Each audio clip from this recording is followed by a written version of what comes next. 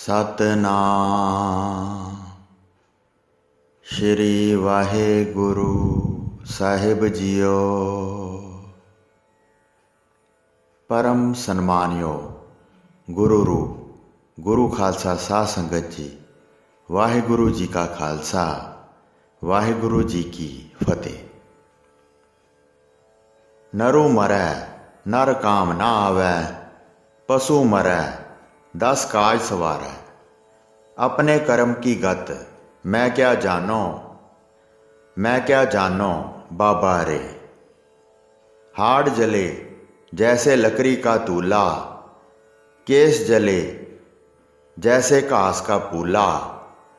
कहो कबीर तब ही नर जागै, जम का डंड मूंड मह लागै। गंगा उत्ते इशनान दा पुरब सी। हज़ारां लोग इकट्ठे होए सन ते सैकड़े महात्मा संत महंत आए होए सन। थां थां ते मंडलियां लगियां होईयां सन। हर कोई आपो अपनी समझ अनुसार ज्ञान चर्चा कर रहा सी। कोई अपने मत का उपदेश करदा सी ते कोई किसे नाल बहस करदा सी। वैद वेदांत दे जाणू पुरश आए सन। ਸਰੋਤੇ ਦਰਸ਼ਨ ਯਾਤਰਾ ਇਸ਼ਨਾਨ ਕਰਕੇ ਉਪਦੇਸ਼ ਸੁਣਨ ਵਾਸਤੇ ਬਹਿ ਜਾਂਦੇ ਸਨ। ਇਸ ਤਰ੍ਹਾਂ ਚੌਖੀ ਭੀੜ ਸੀ। ਭਗਤ ਕਬੀਰ ਜੀ ਵੀ ਗੰਗਾ ਇਸ਼ਨਾਨ ਕਰਨ ਗਏ ਅਤੇ ਉੱਥੇ ਹੀ ਬੈਠ ਗਏ।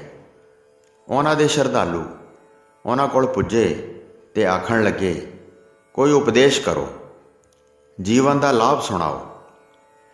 ਕਬੀਰ ਜੀ ਨੇ ਇੱਕ ਦਿਨ ਪਹਿਲਾਂ ਇੱਕ ਪੁਰਸ਼ ਦੀ ਲੋਥ ਅਗਨ ਭੇਟ ਹੁੰਦੀ ਤੱਕੀ।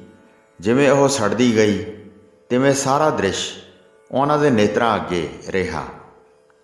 ਉਹ ਬਹੁਤ ਹੀ ਪ੍ਰਭਾਵਿਤ ਹੋਏ ਤੇ ਉਹਨਾਂ ਜਗਿਆਸੂਆਂ ਦੇ ਅੱਗੇ ਇਹੋ ਹੀ ਗਿਆਨ ਚਰਚਾ ਆਰੰਭ ਕਰ ਦਿੱਤੀ। ਕਬੀਰ ਸਾਹਿਬ ਨੇ ਲੰਮੀ ਗਿਆਨ ਦੀ ਗੱਲ ਸ਼ੁਰੂ ਕੀਤੀ। ਕਬੀਰ ਸਾਹਿਬ ਨੇ ਦੇਖਿਆ ਜੋ ਜੀਵ ਜੰਤੂ ਹਨ, ਚਾਰ ਪਾਏ ਪਸ਼ੂ ਹਨ, ਇਹ ਸਾਰੇ ਮਰਦੇ ਹਨ ਕਿਉਂਕਿ ਪੰਜ ਭੂਤਕ ਸਰੀਰ ਨੂੰ ਈਸ਼ਵਰ ਨੇ ਮੁੜ ਤੱਤਾਂ ਵਿੱਚ ਮਿਲਾਉਣਾ ਹੁੰਦਾ ਹੈ। ਪਰ ਕਬੀਰ ਜੀ ਸੋਚਦੇ ਰਹੇ, ਜੇ ਪਸ਼ੂ ਤੇ ਪੰਛੀ ਮਰਦੇ ਹਨ ਤਾਂ ਉਹਨਾਂ ਦਾ ਕੋਈ ਨਾ ਕੋਈ ਸਰੀਰਿਕ ਅੰਗ ਜਾਂ ਉਹਨਾਂ ਦੀ ਖੱਲ ਸੰਸਾਰ ਦੇ ਕੰਮ ਆਉਂਦੀ ਹੈ। ਜੈਸੇ ਚਾਰ ਪਾਏ ਪਸ਼ੂ ਗਊ, ਬੈਲ, ਮੱਝ, ਝੋਟਾ, ਬੱਕਰਾ ਤੇ ਛਤਰਾ, ਹਰਨ ਤੇ ਸ਼ੇਰ ਆਦਿਕ, ਇਹਨਾਂ ਦੀਆਂ ਖੱਲਾਂ ਕੰਮ ਆਉਂਦੀਆਂ ਹਨ। ਜੁੱਤੀਆਂ, ਮਸ਼ਕਾਂ ਆਦਿਕ ਬਣਦੀਆਂ ਹਨ। ਪਰ ਜਦੋਂ ਨਰ ਮਰਦਾ ਹੈ ਤਾਂ ਇਹ ਕਿਸੇ ਕੰਮ ਨਹੀਂ ਆਉਂਦਾ। ਉਸ ਦਾ ਨਜ਼ਾਰਾ ਇਸ ਸ਼ਬਦ ਵਿੱਚ ਆਉਂਦਾ ਹੈ, ਨਰੂ ਮਰੈ ਨਰ ਕਾਮ ਨਾ ਆਵੈ, ਪਸ਼ੂ ਮਰੈ 10 ਕਾਜ ਸਵਾਰੈ। ਹੇ ਭਗਤ ਜਨੋ, ਨਰ ਇਸਤਰੀ ਪੁਰਸ਼ ਜਦੋਂ ਮਰਦਾ ਹੈ ਤਾਂ ਇਸ ਦਾ ਸਰੀਰ ਕੰਮ ਨਹੀਂ ਆਉਂਦਾ। ਜੇ ਪਸ਼ੂ ਮਰਦਾ ਹੈ ਤਾਂ 10 ਕੰਮ ਸਵਾਰਦਾ ਹੈ, ਪਰ ਜੀਵ ਮਰਦਾ ਹੈ ਤਾਂ ਕਿਸੇ ਕੰਮ ਨਹੀਂ ਆਉਂਦਾ। ਕਬੀਰ ਜੀ ਆਖਦੇ ਹਨ, ਪਰਮਾਤਮਾ ਦੀ ਗਤੀ ਨੂੰ ਮੈਂ ਕੀ ਜਾਣਾ। ਹੇ ਬਾਬਾ, ਇਹ ਤਾਂ ਅਨੋਖਾ ਹੀ ਖੇਲ ਰਚਿਆ ਹੈ। ਪੁਰਸ਼ ਨੂੰ ਜਦੋਂ ਸਾੜੀਦਾ ਹੈ ਤਾਂ ਉਸ ਦੇ ਹੱਡ ਇਉਂ ਸੜ ਜਾਂਦੇ ਹਨ ਜਿਵੇਂ ਲੱਕੜੀ ਦਾ ਤੂਲਾ ਸੜ ਜਾਂਦਾ ਹੈ। ਵਾਲ ਇਉਂ ਸੜਦੇ ਹਨ ਜਿਵੇਂ ਘਾਹ ਜਾਂ ਢੇਰ ਦਾ ਦੱਥਾ ਹੁੰਦਾ ਹੈ। ਕਬੀਰ ਜੀ ਨੇ ਜਗਿਆਸੂਆਂ ਤੇ ਸਰੋਤਿਆਂ ਨੂੰ ਸੰਬੋਧਨ ਕਰਕੇ ਆਖਿਆ, ਹੇ ਸੱਜਣੋ, ਜੀਵ ਆਤਮਾ ਨੂੰ ਉਸ ਵੇਲੇ ਹੀ ਗਿਆਨ ਹੁੰਦਾ ਹੈ ਜਦੋਂ ਸਿਰ ਦੇ ਵਿੱਚ ਜਮ ਦਾ ਡੰਡਾ ਵੱਜਦਾ ਹੈ। ਭਾਵ ਹਿਸਾਬ ਪੁੱਛੇ ਜਾਂਦੇ ਹਨ। ਇੱਥੇ ਰਹਿ ਕੇ ਤਾਂ ਜੀਵ ਸਦਾ ਪਰਮਾਤਮਾ ਨੂੰ ਭੁੱਲਿਆ ਰਹਿੰਦਾ ਹੈ ਤੇ ਹੰਕਾਰ ਵਿੱਚ ਕਰਮ ਕਰਦਾ ਹੈ। ਲਾਲਚ, ਵਾਸ਼ਨਾ, ਹਉਮੈ ਜੀਵ ਦੇ ਹੱਡ ਗਲ ਹੀ ਜਾਂਦੀ ਹੈ। ਜੀਵ ਜਗਤ ਵਿੱਚ ਆਉਂਦਾ ਹੈ ਤਾਂ ਆਪਾ ਨਹੀਂ ਪਛਾਣਦਾ, ਅਸਲੇ ਤੋਂ ਪਰੇ ਚਲਿਆ ਜਾਂਦਾ ਹੈ। ਇਸ ਤਰ੍ਹਾਂ ਗਿਆਨ ਚਰਚਾ ਹੋ ਰਹੀ ਸੀ ਕਿ ਉੱਚ ਜਾਤੀ ਦੇ ਪੰਡਤ ਰੌਲਾ ਪਾਉਂਦੇ ਆ ਗਏ ਕਿ ਦੇਵਤਿਆਂ ਦੀ ਨਗਰੀ ਕਾਸ਼ੀ ਗੰਗਾ ਵਿੱਚ ਗਰਕ ਹੋ ਜਾਏਗੀ।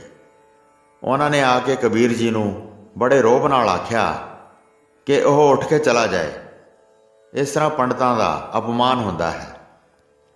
ਕਬੀਰ ਜੀ ਦੇ ਸ਼ਰਧਾਲੂ ਬਹੁਤ ਸਨ। ਇਸ ਮਾਮਲੇ ਤੋਂ ਝਗੜਾ ਹੋ ਗਿਆ। ਝਗੜਾ ਵੱਧ ਕੇ ਗਾਲੀ ਗਲੋਚ ਦੇ ਪਿੱਛੋਂ ਮਾਰ ਕੁਟਾਈ ਤੱਕ ਨੌਬਤ ਪਹੁੰਚ ਗਈ। ਉਸ ਲੜਾਈ ਵਿੱਚ ਪੰਡਤਾਂ ਨੂੰ ਮਾਰ ਪੈ ਗਈ। ਪੰਡਤ ਨੱਸ ਗਏ। ਉਸ ਝਗੜੇ ਦਾ ਰੌਲਾ ਸਾਰੀ ਕਾਸ਼ੀ ਵਿੱਚ ਧੁੰਮ ਗਿਆ।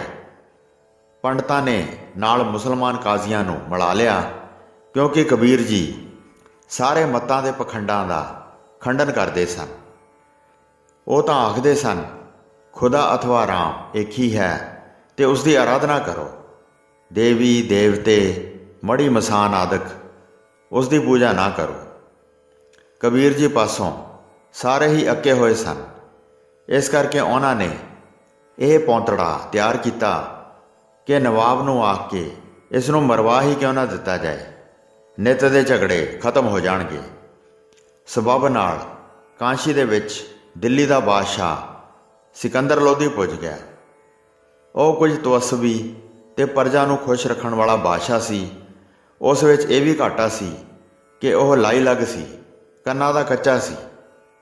ਸਾਰੇ ਪੰਡਤ ਤੇ ਸ਼ਹਿਰ ਦੇ ਕਾਜ਼ੀ ਉਸ ਦੇ ਕੋਲ ਗਏ ਤੇ ਕਬੀਰ ਜੀ ਦੇ ਵਿਰੁੱਧ ਇੰਨਾ ਕੁਝ ਕਿਹਾ ਕਿ ਉਹ ਗੁੱਸੇ ਨਾਲ ਲਾਲ ਪੀਲਾ ਹੋ ਗਿਆ ਤੇ ਉਸਨੇ ਆਖਿਆ, ਮੈਂ ਨਜਿੱਠ ਲੈਂਦਾ ਹਾਂ, ਤੁਸੀਂ ਜਾਓ, ਸ਼ਹਿਰ ਵਿੱਚ ਅਮਨ ਰਹੇਗਾ। ਬਾਦਸ਼ਾਹ ਨੇ ਕਬੀਰ ਵੱਲ ਪਿਆਦਾ ਭੇਜ ਦਿੱਤਾ ਤੇ ਹੁਕਮ ਕੀਤਾ ਕਿ ਉਹ ਨਾਲ ਲੈ ਕੇ ਆਏ। ਪਿਆਦਾ ਘਰ ਗਿਆ। ਅੱਗੇ ਕਬੀਰ ਜੀ ਘਰ ਵਿੱਚ ਹੀ ਸਨ। ਪਿਆਦੇ ਨੇ ਬਾਦਸ਼ਾਹੀ ਹੁਕਮ ਕਬੀਰ ਜੀ ਨੂੰ ਸੁਣਾਇਆ। ਤੈਨੂੰ ਬਾਦਸ਼ਾਹ ਸੱਦਦਾ ਹੈ। ਬਾਦਸ਼ਾਹ ਬਹੁਤ ਖਫਾ ਹੈ।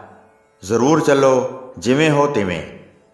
ਇਹ ਹੁਕਮ ਸੁਣਦੇ ਸਾਰ ਕਬੀਰ ਜੀ ਉਸੇ ਵੇਲੇ ਪਿਆਦੇ ਨਾਲ ਤੁਰ ਪਏ। ਉਹ ਨਾ ਡਰੇ ਤੇ ਨਾ ਡੋਲੇ, ਕਿਉਂਕਿ ਉਹਨਾਂ ਨੂੰ ਆਪਣੇ ਰਾਮ ਦਾ ਆਸਰਾ ਸੀ।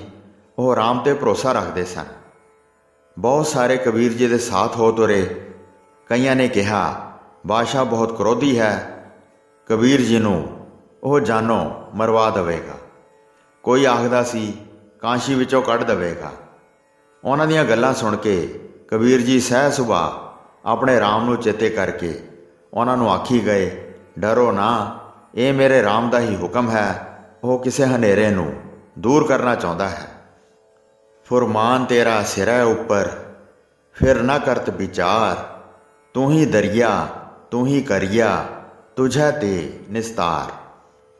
ਇਸ ਦਾ ਭਾਵ ਇਹ ਹੈ ਕਿ ਹੇ ਪ੍ਰਭੂ ਜੀ, ਜੋ ਤੇਰੀ ਆਗਿਆ ਹੈ ਉਸ ਨੂੰ ਮੰਨਣ ਵਾਸਤੇ ਮੈਂ ਤਿਆਰ ਹਾਂ। ਆਪ ਹੀ ਤੋਂ ਨਦੀ ਹੈ ਤੇ ਆਪ ਹੀ ਮਲਾਹ, ਬੇੜਾ ਵੀ ਆਪ ਹੈ ਅਤੇ ਆਪ ਹੀ ਤੂੰ ਪਾਰ ਕਰਨਾ ਹੈ। ਮੈਂ ਅਗਿਆਨੀ ਪੁਰਸ਼ ਹਾਂ, ਮੈਂ ਤਾਂ ਸਿਰਫ ਆਖਦਾ ਹਾਂ। ਬੰਦੇ ਨੂੰ ਭਗਤੀ ਕਰਨੀ ਚਾਹੀਦੀ ਹੈ, ਸਿਰਫ ਤੁਸਾਂ ਦੇ ਨਾਮ ਦੀ। ਉਹ ਭਾਵੇਂ ਕ੍ਰੋਧ ਕਰੇ ਜਾਂ ਖੁਸ਼ ਰਹੇ, ਬੰਦੇ ਨੂੰ ਉਹਦਾ ਨਾਮ ਜਪੀ ਜਾਣਾ ਚਾਹੀਦਾ ਹੈ।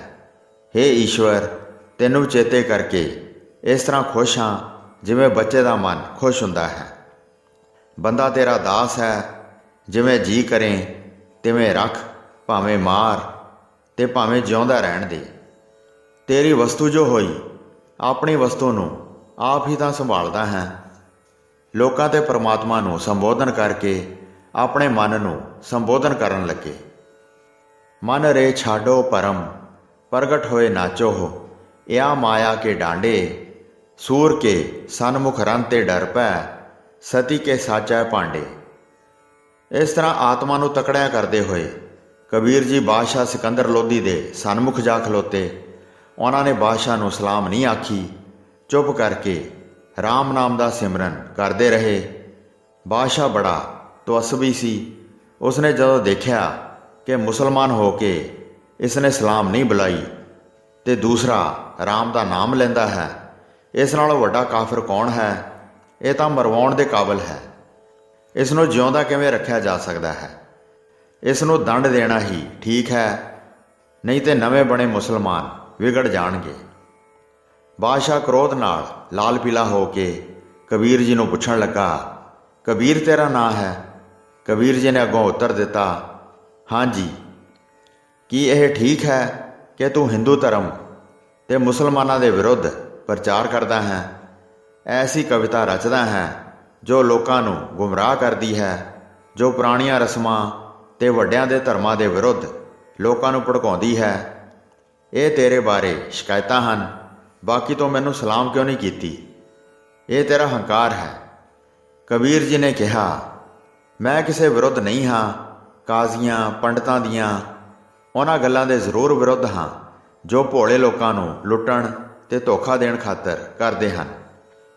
ਪਾਖੰਡਾਂ ਦੇ ਵਿਰੁੱਧ ਹਾਂ, ਭਾਵੇਂ ਪਾਖੰਡ ਇਸਲਾਮ ਦਾ ਹੈ ਜਾਂ ਹਿੰਦੂ ਧਰਮ ਦਾ। ਲੋਕਾਂ ਦੇ ਭਲੇ ਦੀ ਗੱਲ ਕਰਦਾ ਹਾਂ, ਸਲਾਮ ਤਾਂ ਨਹੀਂ ਕੀਤਾ। ਮੈਂ ਆਪਣੇ ਰਾਮ ਨੂੰ ਆਪਣਾ ਪਾਤਸ਼ਾਹ ਸਮਝਦਾ ਹਾਂ। ਆਪਣੇ ਰਾਮ ਤੋਂ ਬਿਨਾਂ ਮੈਂ ਕਿਸੇ ਨੂੰ ਦਬਾਅ ਨਾਲ ਸਲਾਮ ਨਹੀਂ ਕਰ ਸਕਦਾ। ਮੇਰਾ ਰਾਮ ਜਗਤ ਦਾ ਪਾਤਸ਼ਾਹ ਹੈ। ਬਾਦਸ਼ਾਹ ਨੇ ਪੁੱਛਿਆ, ਤੇਰਾ ਮਤ ਕੀ ਹੈ? ਕਬੀਰ ਜੀ ਨੇ ਕਿਹਾ, ਦੋਹਾਂ ਮਤਾਂ ਤੋਂ ਨਿਆਰਾ ਰਾਮ ਦਾ ਸਿਮਰਨ ਕਰਨਾ ਤੇ ਸਭ ਨਾਲ ਪਿਆਰ ਕਰਨਾ। ਸਾਰੇ ਰਾਮ ਨੇ ਬਣਾਏ ਹਨ। ਰਾਮ ਉਹਨਾਂ ਦਾ ਰਾਖਾ ਹੈ। ਉਹ ਹੀ ਹਰ ਤਰ੍ਹਾਂ ਦੀ ਮਦਦ ਕਰਦਾ ਹੈ। ਮੈਂ ਰਾਮ ਨੂੰ ਯਾਦ ਕਰਦਾ ਰਹਿੰਦਾ ਹਾਂ। ਬਾਦਸ਼ਾਹ ਨੇ ਕਿਹਾ, ਤੂੰ ਬਹੁਤ ਵਿਗੜਿਆ ਹੋਇਆ ਹੈ। ਮੁਸਲਮਾਨ ਹੋ ਕੇ ਰਾਮ ਦਾ ਨਾਮ ਲੈਂਦਾ ਹੈ। ਪੁਰਾਣੇ ਮਤਾਂ ਦੇ ਵਿਰੁੱਧ ਹੈ। ਬਾਦਸ਼ਾਹ ਨੂੰ ਬਾਦਸ਼ਾਹ ਨਹੀਂ ਮੰਨਦਾ। ਰਾਜ ਦੇ ਅਮਨ ਵਾਸਤੇ ਇੱਕ ਖਤਰੇ ਦਾ ਕਾਰਨ ਹੈ। ਇਸ ਵਾਸਤੇ ਤੈਨੂੰ ਪਾਣੀ ਵਿੱਚ ਡੋਬ ਕੇ ਮਾਰਿਆ ਜਾਵੇਗਾ। ਜਿਸ ਵੇਲੇ ਤੈਨੂੰ ਡੋਬਣਾ ਹੋਵੇਗਾ ਤਦੋਂ ਸਾਰੇ ਸ਼ਹਿਰ ਦੇ ਹਿੰਦੂ ਮੁਸਲਮਾਨ ਸੱਦ ਕੇ ਕੋਲ ਖੜਾਏ ਜਾਣਗੇ। ਇਹੋ ਮੇਰਾ ਹੁਕਮ ਹੈ। ਤੂੰ ਕਾਫਰ ਹੈ ਤੇ ਬਾਗੀ ਹੈ। ਬਾਦਸ਼ਾਹ ਵਿਰੁੱਧ ਬਗਾਵਤ ਕਰਨ ਦਾ ਦੋਸ਼ ਹੈ। ਬਾਦਸ਼ਾਹ ਦੀ ਜ਼ੁਬਾਨੋਂ ਇਹ ਹੁਕਮ ਸੁਣ ਕੇ ਕਬੀਰ ਜੀ ਘਬਰਾਏ ਨਹੀਂ, ਡਰੇ ਨਹੀਂ, ਸਗੋਂ ਉਹਨਾਂ ਦੇ ਚਿਹਰੇ 'ਤੇ ਖੁਸ਼ੀ ਦੀ ਲਹਿਰ ਦੌੜ ਗਈ। ਉਹਨਾਂ ਨੇ ਆਪਣੇ ਰਾਮ ਨੂੰ ਚੇਤੇ ਕੀਤਾ। ਉਹਨਾਂ ਦਾ ਰਾਮ ਅੰਗ ਸੰਗ ਰਹਿੰਦਾ ਸੀ। ਉਹਨਾਂ ਦੇ ਰਾਮ ਨੇ ਉਸ ਦੀ ਆਤਮਾ ਨੂੰ ਤਕੜਿਆਂ ਕੀਤਾ। ਕਬੀਰ ਜੀ ਦਾ ਰਾਮ ਤਾਂ ਬਾਦਸ਼ਾਹ ਨੂੰ ਕੌਤਕ ਦਿਖਾ ਕੇ ਉਸ ਨੂੰ ਸਿੱਖਿਆ ਦੇਣਾ ਚਾਹੁੰਦਾ ਸੀ। ਰਾਮ ਨੇ ਕਬੀਰ ਨੂੰ ਪ੍ਰੇਰਿਆ ਤੇ ਬਾਦਸ਼ਾਹ ਨੂੰ ਉੱਤਰ ਦਿੱਤਾ, ਆਪੇ ਪਾਵਕ ਆਪੇ ਪਵਨਾ, ਜਾਰਾ ਖਸਮ ਤਾਂ ਰਾਖੈ ਕਵਨਾ। ਰਾਮ ਜਪਤ ਤਨ ਜਰ ਕੀ ਨਾ ਜਾਏ, ਰਾਮ ਨਾਮ ਚਿਤ ਰਹਿਆ ਸਮਾਏ। ਸਾਧ ਸੰਗਤ ਜੀ, ਇਹ ਸਾਰੇ ਸ਼ਬਦ ਧੰਨ ਸ਼੍ਰੀ ਗੁਰੂ ਗ੍ਰੰਥ ਸਾਹਿਬ ਜੀ ਵਿੱਚ ਸੁਸ਼ੋਭਿਤ ਹਨ। ਹੇ ਇਸ ਧਰਤੀ ਦੇ ਬਾਦਸ਼ਾਹ, ਉਹ ਪਰਮਾਤਮਾ ਆਪ ਹੀ ਅੱਗ ਹੈ ਤੇ ਆਪ ਹੀ ਹਵਾ ਹੈ। ਜੇ ਉਸਨੇ ਕਿਸੇ ਨੂੰ ਸਾੜਨਾ ਹੋਵੇ ਤਾਂ ਕੋਈ ਰੱਖ ਨਹੀਂ ਸਕਦਾ। ਜੀਵ ਨੂੰ ਮਾਰਨਾ ਜਾਂ ਜਿਉਂਦੇ ਰੱਖਣਾ ਬੰਦੇ ਦੇ ਵੱਸ ਨਹੀਂ, ਸਗੋਂ ਉਸ ਸ਼ਕਤੀਵਾਨ ਪਰਮਾਤਮਾ ਦੇ ਹੱਥ ਹੈ। ਜਿਨ੍ਹਾਂ ਇਨਸਾਨਾਂ ਨੂੰ ਆਪਣੇ ਜੀਵਨ ਦੇ ਅੰਤ ਦਾ ਪਤਾ ਨਹੀਂ, ਉਹ ਐਸੇ ਉਪਰਾਲੇ ਕਰਦੇ ਨੇ ਕਿ ਕਿਸੇ ਨੂੰ ਮਾਰਨ ਜਾਂ ਸਾੜਨ ਦਾ। ਜੇ ਰਾਮ ਦਾ ਸਿਮਰਨ ਕਰਦਿਆਂ ਸੜ ਵੀ ਜਾਈਏ ਤਾਂ ਹਰਜ਼ ਕੀ? ਆਤਮਾ ਵਿੱਚ ਰਾਮ ਦਾ ਵਾਸ ਹੈ। ਨਾ ਕੋਈ ਕਿਸੇ ਨੂੰ ਮਾਰਦਾ ਹੈ ਤੇ ਨਾ ਹੀ ਸਾੜਦਾ ਹੈ, ਨਾ ਕੋਈ ਰੱਖਦਾ ਹੈ। ਇਹ ਤਾਂ ਉਸੇ ਤਰ੍ਹਾਂ ਹੈ ਜਿਵੇਂ ਮਦਾਰੀ ਵੱਟੇ ਨਾਲ ਕਈ ਹੇਰਾ ਫੇਰੀਆਂ ਕਰਕੇ ਤਮਾਸ਼ਾ ਕਰਦਾ ਹੈ, ਪਰ ਕਿਸੇ ਨੂੰ ਸਮਝ ਨਹੀਂ ਪੈਂਦੀ।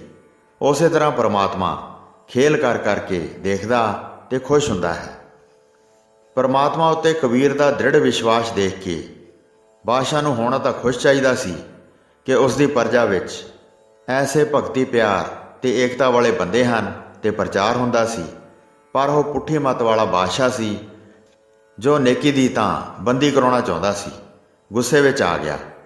ਉਸਨੇ ਕੱਪੜਿਆਂ ਤੋਂ ਬਾਹਰ ਹੋ ਕੇ ਆਖਿਆ, ਕਬੀਰ ਨੂੰ ਸੰਗਲਾਂ ਨਾਲ ਜੋੜ ਕੇ ਗੰਗਾ ਦੇ ਡੂੰਘੇ ਪਾਣੀ ਵਿੱਚ ਸੁੱਟ ਦਿਓ, ਆਪੇ ਡੁੱਬ ਕੇ ਮਰ ਜਾਏਗਾ। ਸਾਡੇ ਰਾਜ ਵਿੱਚ ਐਸੇ ਪੁਰਸ਼ ਦਾ ਫਿਰਨਾ ਤੁਰਨਾ ਤੇ ਬੋਲਣਾ ਖਤਰੇ ਤੋਂ ਖਾਲੀ ਨਹੀਂ। ਇਹ ਕਾਫਰ ਹੈ ਤੇ ਮੂਰਖ ਹੈ। ਉਸ ਵੇਲੇ ਬਾਦਸ਼ਾਹ ਦੀ ਜ਼ੁਬਾਨੋਂ ਨਿਕਲਿਆ ਹੋਇਆ ਹਰ ਬੋਲ ਕਾਨੂੰਨ ਹੁੰਦਾ ਸੀ, ਜਿਸ ਕਾਨੂੰਨ ਦੀ ਕਿਤੇ ਅਪੀਲ ਨਹੀਂ ਸੀ ਹੋ ਸਕਦੀ। ਬਿਨਾਂ ਸੋਚੇ ਸਮਝੇ ਬਾਦਸ਼ਾਹ ਨੇ ਕਬੀਰ ਜੀ ਨੂੰ ਮੌਤ ਦੇ ਦੰਡ ਦਾ ਹੁਕਮ ਦੇ ਦਿੱਤਾ। ਬਾਦਸ਼ਾਹ ਕੋਲ ਜੋ ਸਰਕਾਰੀ ਬੰਦੇ ਖਲੋਤੇ ਸਨ, ਉਹਨਾਂ ਨੇ ਕੋਤਵਾਲ ਵੱਲ ਇਸ਼ਾਰਾ ਕੀਤਾ। ਉਹ ਛੇਤੀ ਨਾਲ ਅੱਗੇ ਵਧਿਆ ਤੇ ਕਬੀਰ ਜੀ ਨੂੰ ਬਾਹੋਂ ਫੜ ਕੇ ਬਾਹਰ ਲੈ ਗਿਆ। ਕਬੀਰ ਜੀ ਨੂੰ ਗ੍ਰਿਫਤਾਰ ਕਰ ਲਿਆ। ਮੌਲਵੀ, ਕਾਜ਼ੀ ਤੇ ਪੰਡਤ ਬਹੁਤ ਖੁਸ਼ ਹੋਏ। ਉਹ ਤਾਲੀਆਂ ਮਾਰ-ਮਾਰ ਕੇ ਹੱਸਣ ਲੱਗੇ ਤੇ ਮੂੰਹ ਜੋੜ-ਜੋੜ ਕੇ ਗੱਲਾਂ ਕਰਦੇ ਸਨ। ਪਰ ਕਬੀਰ ਜੀ ਦੇ ਸ਼ਰਧਾਲੂ ਤੇ ਸ਼ਹਿਰ ਦੇ ਨੇਕ ਆਦਮੀਆਂ ਦੇ ਘਰੀ ਸੋਗ ਛਾ ਗਿਆ। ਉਹ ਹਾਹਾਕਾਰ ਕਰਨ ਲੱਗੇ। ਜਿਹੜਾ ਵੀ ਸੁਣਦਾ ਗਿਆ ਉਹ ਹੀ ਗੰਗਾ ਕਿਨਾਰੇ ਵੱਲ ਨੱਸ ਜਾਂਦਾ ਸੀ। ਹਮਦਰਦੀਆਂ ਮਿੱਤਰਾਂ ਦੁਸ਼ਮਣਾਂ ਤੇ ਤਮਾਸ਼ਬੀਨਾਂ ਨੇ ਭੀੜ ਕਰ ਦਿੱਤੀ। ਇੱਕ ਅਨੋਖਾ ਹੀ ਨੇਕੀ ਤੇ ਬਦੀ ਦਾ ਅਖਾੜਾ ਰਚਿਆ ਗਿਆ, ਵੈਸਾ ਹੀ ਜੈਸਾ ਕਿ ਕਦੇ ਪ੍ਰਹਿਲਾਦ ਦੇ ਸਮੇਂ ਸੀ। ਸੰਗਲ ਮਾਰ ਕੇ ਕਬੀਰ ਜੀ ਨੂੰ ਜਕੜਿਆ ਗਿਆ, ਹੱਥ ਤੇ ਪੈਰ ਕੱਸ ਕੇ ਬੰਨ੍ਹ ਦਿੱਤੇ ਗਏ।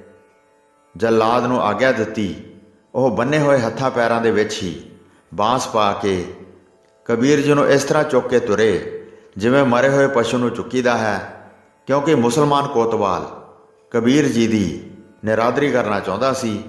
ਉਸ ਨੂੰ ਇਹ ਗੁੱਸਾ ਸੀ ਕਿ ਮੁਸਲਮਾਨ ਹੁੰਦਿਆਂ ਹੋਇਆਂ ਕਬੀਰ ਹਿੰਦੂ ਧਰਮ ਵੱਲ ਕਿਉਂ ਵਧੀ ਜਾਂਦਾ ਹੈ। ਭਾਵੇਂ ਖੁਦਾ, ਅੱਲਾ, ਰਾਮ, ਭਗਵਾਨ, ਰੱਬ, ਵਾਹਿਗੁਰੂ ਤੇ ਅਕਾਲ ਪੁਰਖ ਉਸ ਸਰਬ ਸ਼ਕਤੀਮਾਨ ਪਰਮਾਤਮਾ ਦੇ ਹੀ ਵੱਖਰੇ ਵੱਖਰੇ ਨਾਮ ਹਨ, ਪਰ ਭੁੱਲਣ ਮੁਸਲਮਾਨ ਆਗੂ ਤੇ ਹਾਕਮ ਮੁਸਲਮਾਨ ਦੀ ਜ਼ੁਬਾਨੋਂ ਰਾਮ ਨਾਮ ਦਾ ਸ਼ਬਦ ਉਚਾਰਨਾ ਬਹੁਤ ਮਾੜਾ ਸਮਝਦੇ ਸਨ। ਕਬੀਰ ਜੀ ਨੂੰ ਗੰਗਾ ਕਿਨਾਰੇ ਲੈ ਗਏ। ਹਜ਼ਾਰਾਂ ਲੋਕ ਨਾਲ ਸਨ। ਦੇਖਣ ਵਾਲੇ ਕਿਨਾਰੇ 'ਤੇ ਇਕੱਠੇ ਹੋ ਗਏ ਸਨ। ਆਖਦੇ ਹਨ ਕਿ ਬਾਦਸ਼ਾਹ ਸਿਕੰਦਰ ਲੋਧੀ ਵੀ ਦੇਖਣ ਵਾਸਤੇ ਅੱਪੜ ਗਿਆ।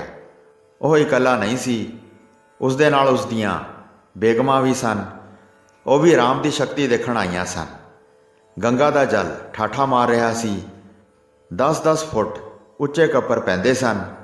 ਕੱਪਰ ਨਹੀਂ, ਸ਼ਾਇਦ ਗੰਗਾ ਖੁਸ਼ ਹੋ ਕੇ ਉਛਲ ਰਹੀ ਸੀ ਕਿ ਰਾਮ ਭਗਤ ਉਸ ਦੀ ਗੋਦ ਵਿੱਚ ਖੇਡਣ ਵਾਸਤੇ ਆ ਰਿਹਾ ਸੀ। ਰਾਮ ਭਗਤ ਨੂੰ ਗੋਦ ਖਿਡਾ ਕੇ ਉਹ ਆਪਣਾ ਜੀਵਨ ਸਫਲਾ ਕਰਨਾ ਚਾਹੁੰਦੀ ਸੀ। ਉਹਦਾ ਤਾਂ ਅੰਗ ਸੰਗ ਅਗੰਮੀ ਖੁਸ਼ੀ ਨਾਲ ਦੀਵਾਨਾ ਹੋ ਰਿਹਾ ਸੀ। ਉਹ ਤਾਂ ਉੱਪਰ ਆ ਕੇ ਛੇਤੀ ਤੋਂ ਛੇਤੀ ਕਬੀਰ ਜੀ ਦੇ ਚਰਨ ਛੂਹਣ ਵਾਸਤੇ ਉਤਾਵਲੀ ਸੀ। ਪਰ ਮੂਰਖ ਲੋਕ ਗੰਗਾ ਦਾ ਚੜਾਅ ਵੇਖ ਕੇ ਖੁਸ਼ ਸਨ ਕਿ ਛੇਤੀ ਡੁੱਬ ਕੇ ਕਿਧਰੇ ਰੁੜ ਜਾਵੇਗਾ।